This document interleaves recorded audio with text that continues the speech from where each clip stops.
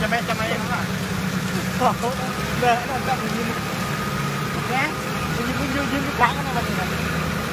นี่ก็เป็น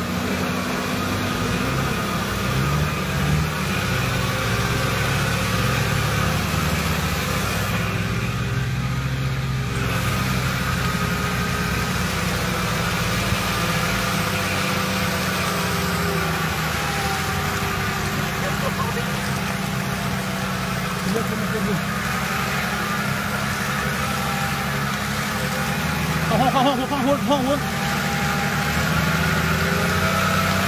เข้าห้องหุ่นเข้าไป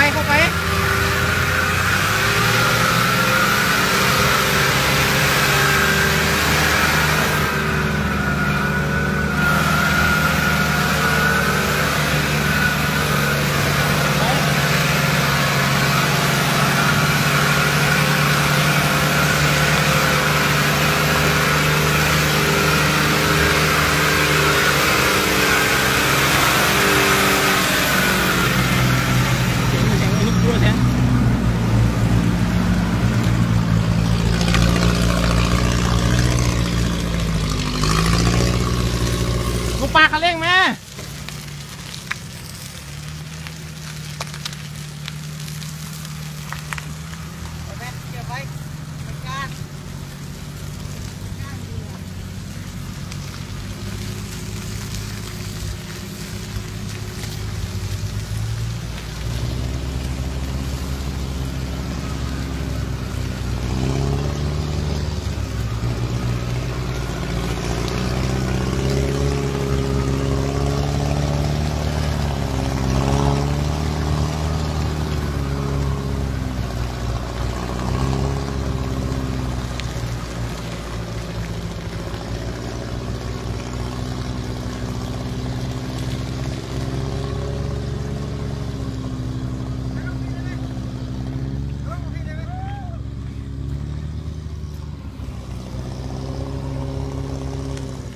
เบิดแห้งเลยเมื่อยแล้วนำไปได้